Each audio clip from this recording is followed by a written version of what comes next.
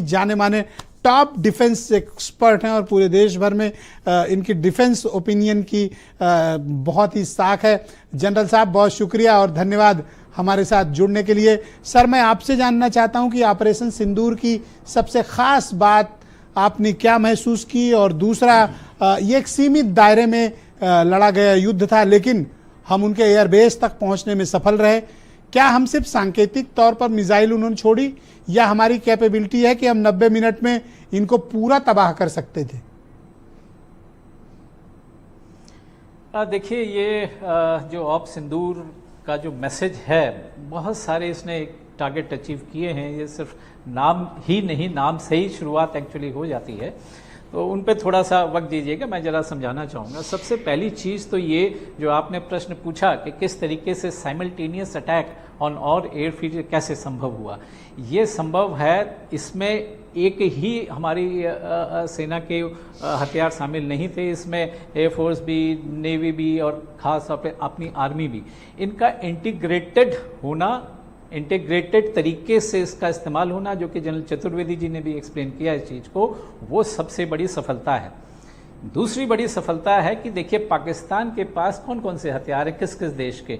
America के थे शुरू के, जो अभी भी चल रहे हैं कुछ हद तक, रशिया से उसके बाद उन्होंने हथियार लिए हैं, और अब काफ़ी हद तक डिपेंडेंसी चाइनीज़ की था। यानी कि इस विश्व के 3 देश, बड़े देशों के हथियार पाकिस्तान के पास थे, जिनको भारत के हथियारों ने, इंडिजिनसली प्रोड्यूस्ड हथियारों ने तबाह किया है। ये एक बहुत बड़ा मैसेज जाता है, और आज उस पर यही देश जो हैं स्टडी कर रहे हैं कि ऐसा कैसे हो सका कि भारत ने इन सबको जो है ध्वस्त कर दिया है, और एक तरीके से उनकी पर्सनल हार ये लोग मानी जा रही है। तो तीसरा मैसेज इसी के साथ ही जाता है कि भारत एक तरीके से राइजिंग पावर है। जो हमारे प्रधानमंत्री जी ने जो दिया है लक्ष्य 2047 तक पूरा डेवलप नेशन, तो उसमें जो आत्मनिर्भरता के ऊपर जो जोर है, और जिस तरीके से हमारा प्रोडक्शन, हमारे साइंटिस्ट, डिफेंस साइंटिस्ट लगे हुए हैं, उनको मैं सलाम करता हूं कि जिन्होंने इस तरीके के हथियार, इस तरीके की सर्वेलेंस डिवाइसेस जो बनाए। तीसरी बहुत बड़ी बात इसमें यह भी सामने आई कि इस युद्ध से ये पता चला कि कौन हमारा दोस्त है और कौन हमारा दुश्मन है। एग्जैक्टली। कुछ एक कंट्री है जैसे कि टर्की, मैं बतलाना चाहूँगा कि इस तरीके से हमने उनकी हेल्प करी, हम उनको अपना दोस्त समझते हैं, और उन्होंने हमारे ही दुश्मनों को जो है सप्लाई किया। तो वो भी एक तरीके से एक मैसेज गया है।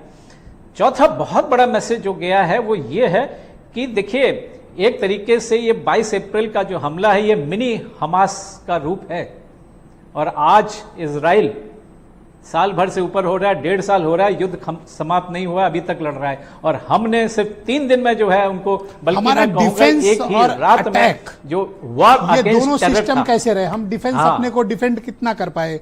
क्या हमारे यहाँ भी कुछ अटैक जो हुए, जैसा दिलावर सिंह साहब बता, क्या कोई मिसाइल हमारे यहाँ आई या नहीं आई? सर, आप तो सर जनरल हो, आप जो बोलोगे लोग वही सच मानेंगे। हम पॉलिटिकल लोग की बात छोड़ते हैं। सर, आप बताओ। सर, मिसाइल एक भी मिसाइल जो है आ नहीं पाई। हमारा डिफेंस सिस्टम, जो लेयर्ड डिफेंस सिस्टम है हमारा, जिसकी चतुर्वेदी साहब भी बात कर रहे थे, वो इतना काबिले तारीफ है, इतना मतलब स्ट्रांग है कि मिसाइल का तो आने का चांस ही नहीं है।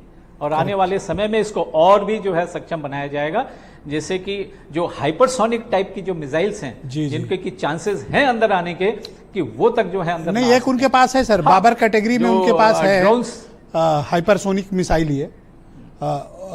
आई डोंट नो कि उसका इस्तेमाल हुआ है कि नहीं हुआ है। अभी चाइना से लिया था, उसका इस्तेमाल किया था उन्होंने, मेरे ख्याल में 10 है शायद, वो हाइपरसोनिक उस कैटेगरी में आती है, और उसी के कारण जो भी थोड़ा बहुत जो डैमेज कर पाए पाकिस्तान, वो किया उन्होंने, खैर। और जहां तक ड्रोन्स का सवाल है, यस, देखिए 100% ड्रोन्स को इतना स्मॉल सिग्नेचर होने के बावजूद उसको डिटेक्ट करना बहुत मुश्किल हो जाता है। Exactly, तो 1%, 2% ही सिर्फ। Please continue with us sir. मैं थोड़ा सा इस डिबेट को पॉलिटिकली भी ले जाना चाहता हूं। बीजेपी